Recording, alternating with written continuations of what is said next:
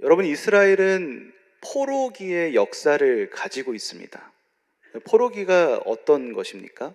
남유다가 바벨론에 의해서 멸망하게 되고 성전은 무너지고 민족은 찢어졌습니다. 그래서 남유다의 지식층과 유력 계층은 바벨론의 포로로 잡혀가게 되고요. 나머지의 유다 백성들은 무너진 이스라엘 가운데 남아서 다시 한번 이스라엘이 회복될 것을 소망하면서 황폐해진 그 땅을 살아가게 되었지요. 이게 바로 이스라엘의 역사 가운데 있었던 바벨론 포로기입니다. 여러분, 한번 잘 생각해 보시면 어떻습니까? 그들의 꿈이 무엇이었을까요? 그들의 소망은 무엇이었을까?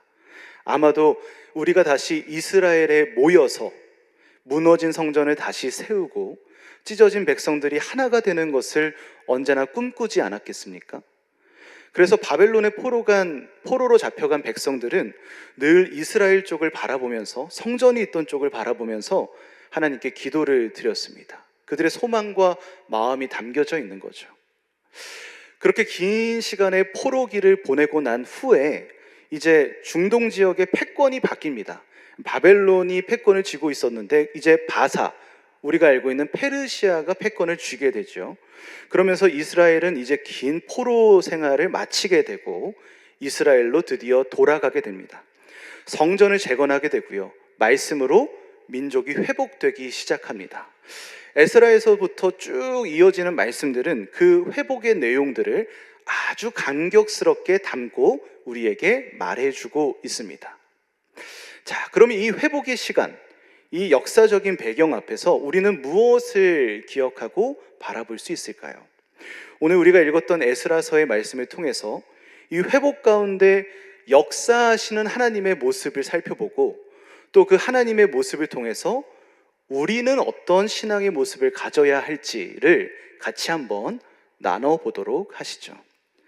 자, 말씀을 다시 한번 읽어보겠습니다. 오늘 우리가 읽었던 본문 말씀 2절을 다시 한번 읽어볼 텐데요. 1절 그리고 5절 말씀 함께 읽어보겠습니다. 먼저 1절입니다.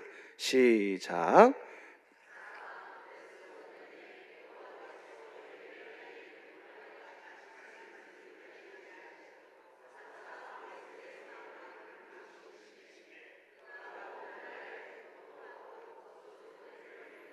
자, 이제는 5절 읽어보겠습니다. 시작.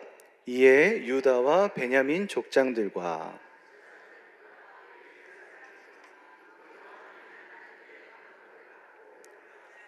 예루살렘의 여호와의 성전을 건축하고자 하는 자가 다 일어나니. 자, 여러분, 우리가 1절을 읽고 5절을 읽어보았는데요. 1절과 5절에 공통적으로 나오는 문장 하나가 있습니다. 그것은 무엇이냐면 그들의 마음이 하나님께 감동을 받았다는 표현이에요. 감동을 받았다. 여러분, 받았다는 표현 자주 쓰시지 않습니까? 어떨 때 쓰십니까? 주로 우리는 이 단어를 쓸 때 우리가 감정적인 반응이 있을 때 씁니다. 그렇죠? 좋은 선물을 누군가에게 받게 되었을 때, 원하는 말을 누군가에게 듣게 되었을 때, 소원하는 것들이 어떠한 일로 이루어지게 되었을 때, 내 마음에 감동이 되었다라고 표현하는 거죠. 그러니까 우리가 쓰는 감동이라고 하는 표현은 감정적인 표현이라고 우리가 생각해요. 내 상황을 통해서 내 마음이 정서적으로 좋음을 느끼면 우리는 감동받았다라는 말을 쓴다는 거죠. 하지만 여러분, 엄밀히 이야기하면 감동받았다라고 하는 것은 정서적인 표현이 아닙니다. 단어의 뜻을 한번 살펴보실까요? 감동이라는 말 자체를 보면 느낄 감자를 쓰고요, 움직일 동, 옮길 동, 흔들릴 동을 씁니다. 그러니까 여러분, 이것만 봐도 감동은 내가 감격했다, 좋은 일이 있다, 내 정서적으로 좋은 느낌이 있다라는 표현이 아니고요, 내 안에 무엇인가가 움직이거나 내 안에 무엇인가가 옮겨지고 흔들리는 상태를 내가 느꼈을 때 우리는 감동받았다라고 표현합니다. 그러니까 감동은 우리가 생각하는 감정 표현이 아니라는 거죠. 오늘 성경에 기록된 원어를 살펴보면 그 의미가 훨씬 더 깊이 담겨져 있습니다.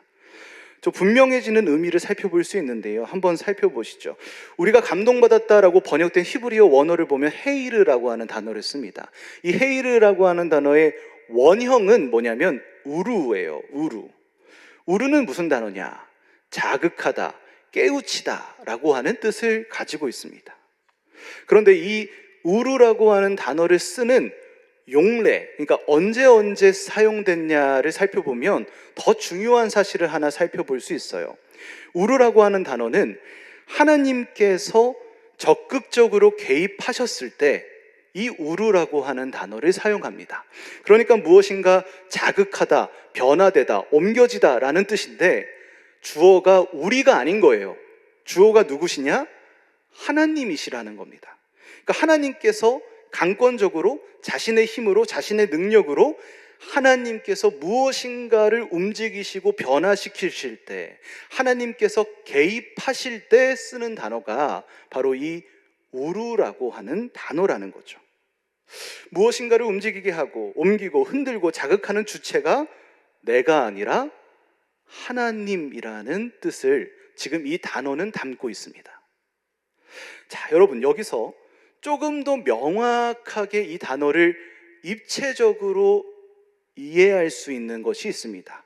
영어 성경 중에 NASB라고 하는 영어 성경이 있습니다. 여기서 보면 지금 여기 감동받았다라고 하는 표현을 어떻게 단어를 쓰고 있냐면 stir up이라고 하는 단어를 쓰고 있어요. 이 단어는 어떤 뜻이냐?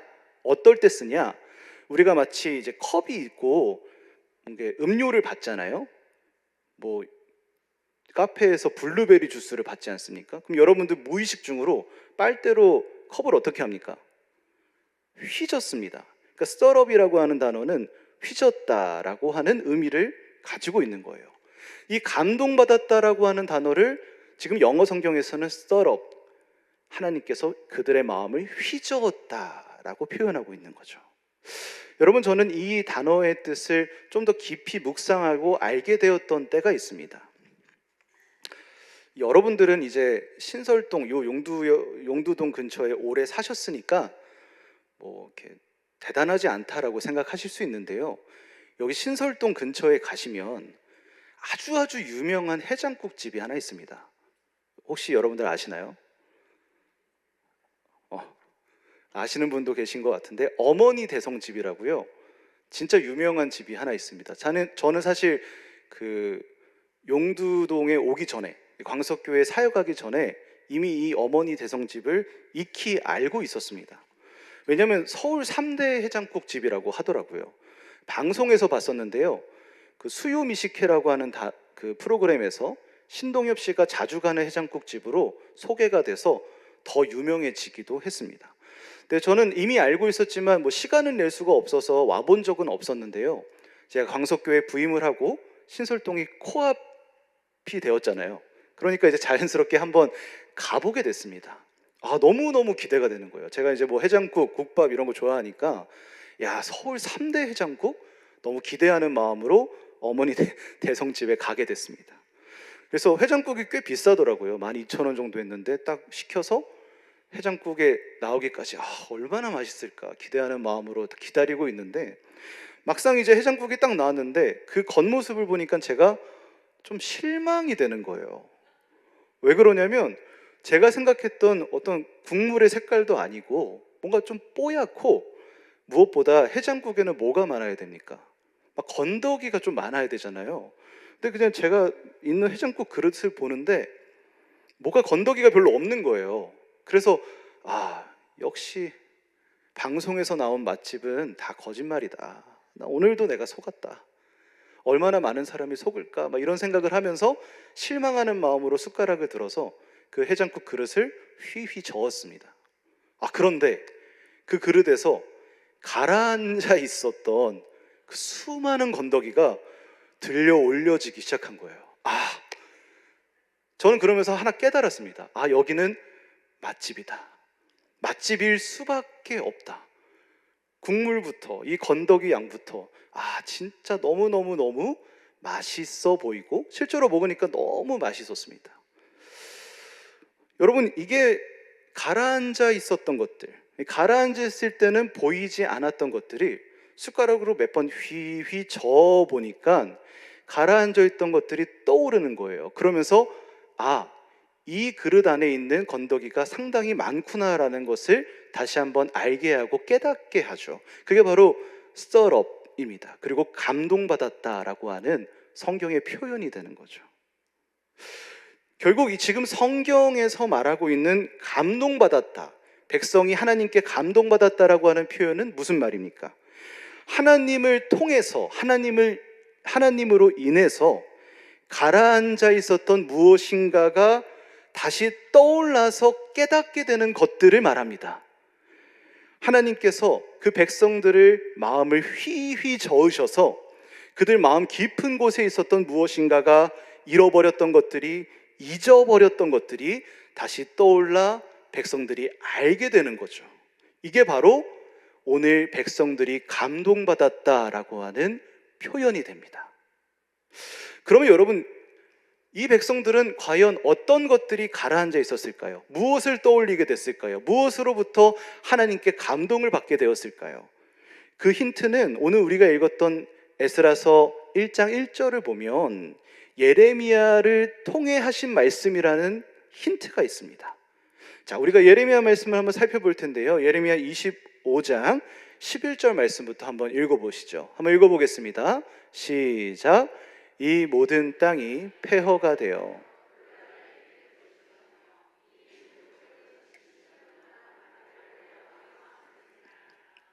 하나 더 살펴보시죠. 예레미야 29장 10절 말씀입니다. 함께 읽겠습니다. 시작. 여호와께서 바벨론에서 70년이 차면 내가 너희를 돌보고 나의 선한 말을,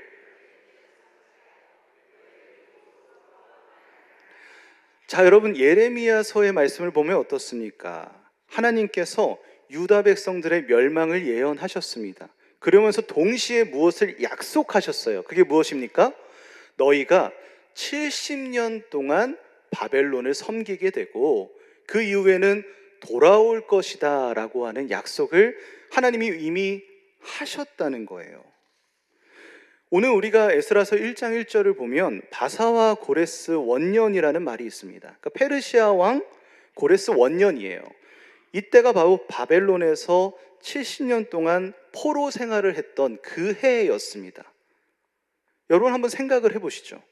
과연 여러분 이스라엘 백성들은 예레미야 선지자의 입술을 통해 받았던 약속을 잘 기억하고 있었을까요? 그 말씀을 항상 품고 아, 이제 올해는 이게 이루어진다라고 생각하고 있었을까요? 아니요. 그러지 못했을 가능성이 훨씬 더 큽니다. 선지자들을 통해 또한 부모를 통해 그 말씀, 그 약속은 들어왔겠지요. 하지만 당시에 포로 생활을 하면서 그리고 자신들의 인생을 살아가면서 그 말씀은 어느샌가 자신들의 깊은 심령 가운데 가라앉아 있었을 겁니다. 그 말씀을 기억하지 못했을 거고요. 그 말씀을 잊어버렸을 겁니다. 그리고 또한 그들이 이스라엘로 돌아간다고 하는 것은 그들의 힘으로는 불가능해 보였고 기적과도 같은 일이었기 때문에 아마 상상도 못했을 거예요. 그러니까 그 말씀은 지금 이스라엘 백성들 심령 깊은 곳에 이미 가라앉아서 그들에게 보여지지 않는 말씀이었다는 겁니다. 그래서 오늘 성경도 그들이 감동받았다라고 표현하는 것이지 않겠습니까? 감동이 뭐라고 했습니까? 하나님께서 그들의 마음을 휘저으셔서 가라앉아 있는 것들을 떠오르게 하시고 기억나게 하신다는 거예요. 그러니까 여러분, 하나님을 통해서 지금 이스라엘 백성들은 그 약속의 말씀을 기억하게 됩니다. 그리고 그 말씀이 오늘 지금 이 해에 성취되고 있음을 깨닫게 되는 거죠. 그리고 그 하나님의 휘저으심을 통해서 그들은 하나님의 역사하심을 그제서야 알고 믿고 고백하게 되는 그런 일들이 오늘 일어나게 되는 겁니다. 여러분, 오늘 이렇게 일하시는 하나님의 손이, 그 심령을 흔드시는 하나님의 손이 여러분에게도 동일하게 역사하고 있습니다. 여러분들도 이런 하나님을 경험해 보신 적이 있지 않습니까? 연약한 우리의 심령에 내가 설명할 수도 없는 하나님의 휘젓는 손이 임하셔서 내 강팍한 심령을 흔드시고 움직이게 하시고 흔들어 깨우셔서 내가 알게 하시고 깨닫게 하시고 감동되게 하시고 감격하도록 하시는 하나님의 은혜가 여러분들 삶에도 분명히 있지 않습니까? 오늘 백성들의 마음을 휘저으셨던 하나님의 손은 여러분에게도 동일하게 일하고 계십니다. 자, 그러면 여러분, 여기서 우리가 분명하게 기억해야 할 것이 있습니다. 감동받았다라고 하는 건 하나님께서 내 마음, 우리의 마음 가운데 당신의 손을 밀어 넣으셔서 우리가 잃어버린 것들, 우리가 잊어버린 것들을 흔들어 깨우는 일이라고 말씀드렸습니다.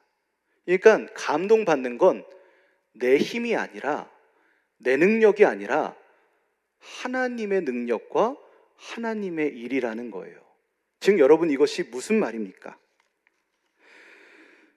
바로 우리의 신앙생활 가운데는 우리가 할 수 있는 영역이 있고요, 하나님이 하시는 영역이 분명히 나뉘어져 있다는 사실입니다.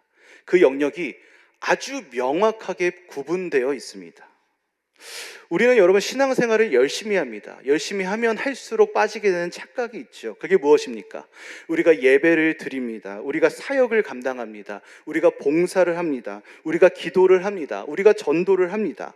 그렇게 열심으로 하면 할수록 어느샌가 자칫 나도 모르게 함정에 빠지게 돼요. 그게 무엇입니까?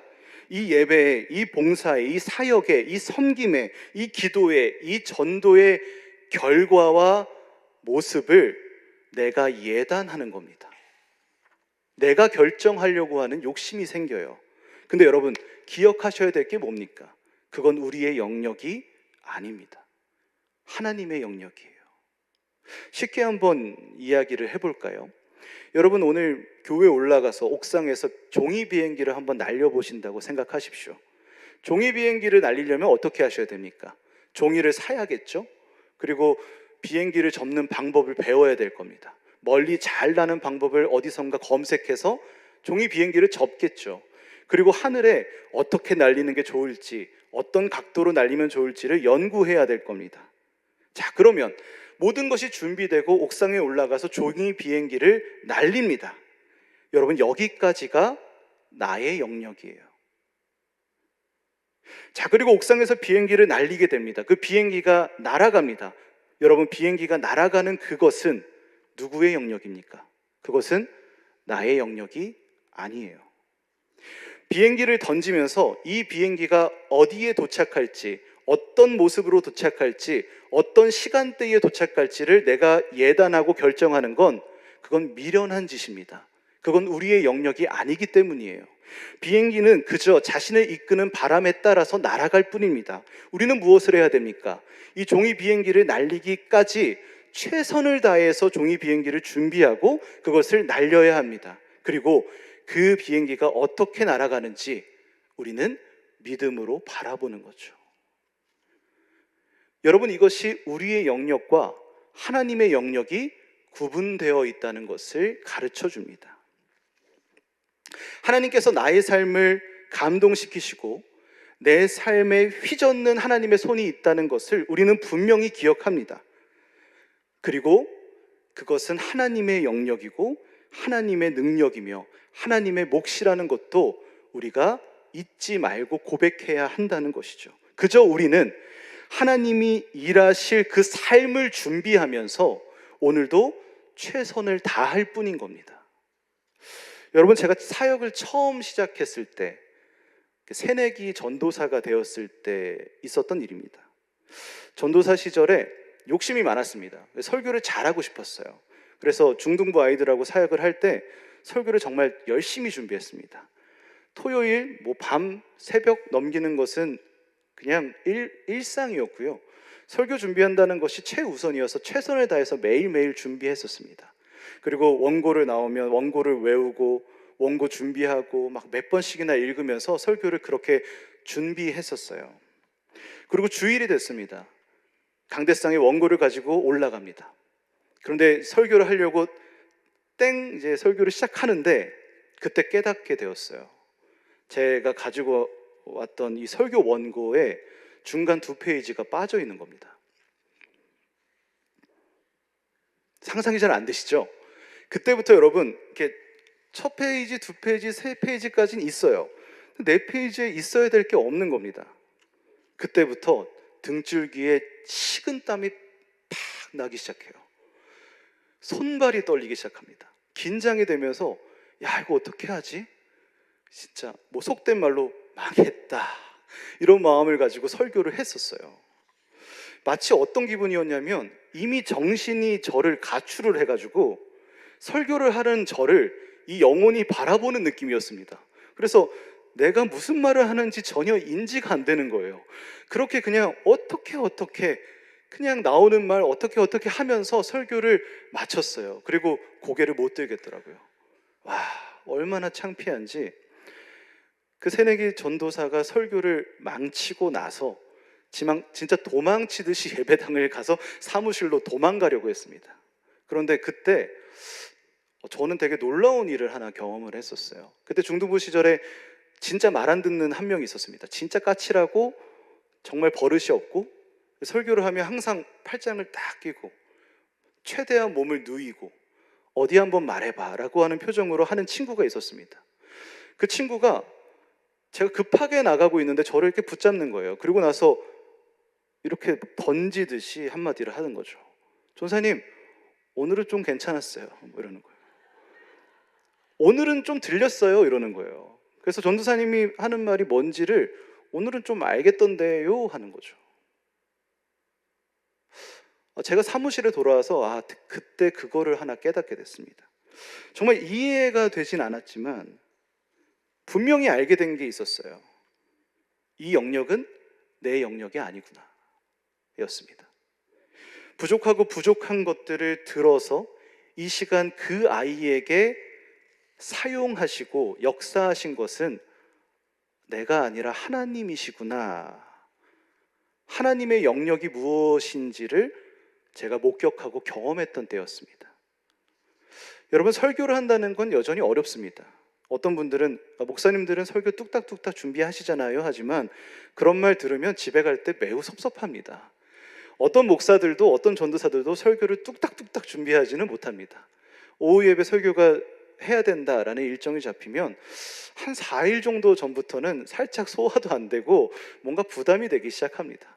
밥을 먹다가도 설교 준비해야 되는데, 또 제 아들이 이진인데 이진이 보다가도 이진아, 아빠 설교 준비해야 되는데, 그런 어려움들이 있어요. 준비하는 건, 설교 한 편 준비하는 건 정말 어려운 일입니다. 지금도 어렵습니다. 그런데 한 가지 확실한 게 있어요. 저는 준비하는데 최선을 다합니다. 열심을 다합니다. 그리고 그 이후에 일어나는 것들에 대해서는 저는 걱정이 없습니다. 저는 그 부분에 대해서는 자유로워요. 당연히 준비하는 것은 제 몫입니다. 저는 이것을 최선을 다해서 준비해야 하겠지요. 철저하게 해야겠지요. 잘 해야겠지요. 하지만 이 설교로 일하시는 것은 하나님이라는 사실, 저는 그것을 분명하게 인지하고 있습니다. 내 설교로 누군가가 바뀌고 내 설교로 누군가가 변화된다는 생각 자체가 저에게는 없습니다. 저는 그저 최선을 다해 제가 맡은 사역을 감당할 뿐이고 일하시는 건 하나님의 영역이라는 거죠. 행하시는 건 하나님께서 하신다는 겁니다. 이루시는 건 하나님께서 직접 하시는 부분이라는 것을 저는 분명히 알고 있습니다. 결과와 역사와 완벽은 우리의 몫이 아닙니다. 저의 몫이 아니에요. 다만 우리는 최선을 다할 뿐이지요. 하나님의 역사가 일어나는데 내가 걸림돌이 되지 않도록 우리는 최선을 다할 뿐인 겁니다. 일하시는 건 하나님이신 거죠. 여러분, 오늘 이 이야기는 여러분에게도 마찬가지입니다. 하나님께서는 저에게 이렇게 일하셨던 것처럼 오늘 여러분들에게도 이렇게 동일하게 일하고 계십니다. 여러분들 맡은 사역들이 많으실 겁니다. 맡은 사명들도 많으실 거예요. 예배의 자리를 지키는 노력들도 여러분들에게 여전히 있을 겁니다. 최선을 다하십시오. 다함이 없이 하십시오. 후회가 남지 않도록 하십시오. 감당하십시오. 그리고 나서 여러분들 믿음으로 하나님이 어떻게 역사하시는지를 한번 바라보십시오. 내가 일하고 내가 봉사하고 내가 섬기고 내가 사역하는 일의 결과를 여러분들 예단하지 마시고 그저 하나님께서 어떻게 일하시는지 그 영역을 신뢰하며 하나님께 맡겨보십시오. 하나님께서는 오늘 당신의 손을 강권적으로 여러분들 심령 가운데 밀어 넣으셔서 여러분들의 인생을 휘저으실 겁니다. 그리고 여러분들이 지금껏 준비한 것들, 노력한 것들, 열심으로 채워간 그 모든 사역과 믿음의 자리를 흔드셔서 하나님께서 원하시는 때와 장소와 섭리에 따라 이루어 가실 겁니다. 여러분도 이 하나님을 믿으셔야 되지 않겠습니까? 우리에게 바로 이 믿음이 있어야 하지 않겠습니까? 11월 달 우리 교회는 많은 사역들을 준비하고 있습니다. 아이들의 전도 축제도 있고요. 또 잃은 양 찾기, 또 오래 보지 못했던 성도들을 보는 주일도 준비하고 있고요. 또한 마지막 주일에는 전도 축제도 준비하고 있습니다. 여러분, 이 사역들을, 이 행사들을 여러분들은 어떤 마음으로 준비하고 계십니까? 너무너무 뭐가 많다, 힘들다, 지친다. 그게 소용이 있을까? 혹시 이런 여러분들의 수많은 고민들과 마음들이 여러분들을 찌르고 공격하고 있다면 그것들 끊어내시고 최선을 다해 보십시오. 맡은 사명의 자리 다함 없이 감당해 보십시오. 그리고 우리 교회는 함께 하나님의 역사를 지켜보면 되지 않겠습니까? 오늘 하나님께서 우리 교회 가운데 당신의 손을 밀어 넣으셔서 우리 교회를 휘저어 우리가 감히 상상하지도 못할 그 역사를 이루어 가실 겁니다. 우리는 그 하나님을 믿으며 하나님을 신뢰하며 오늘도 최선을 다해 살아가는 일이 필요할 뿐이겠지요. 사랑하는 광석의 성도님, 오늘도 내 삶을 휘젓고 계시는 주님의 손을 기억합시다. 오늘도 말씀으로 내 삶을 채워가고 오늘도 믿음으로 채워가고 오늘도 기도로 채워가는 우리의 삶을 준비해 갑시다. 그런 우리에게 오늘 그 하나님의 손이 내 삶을 휘저어 내가 감히 상상도 할 수 없는 놀라운 이적과 기적으로 그 은혜의 자리로 우리의 삶을 이끌어 가실 겁니다.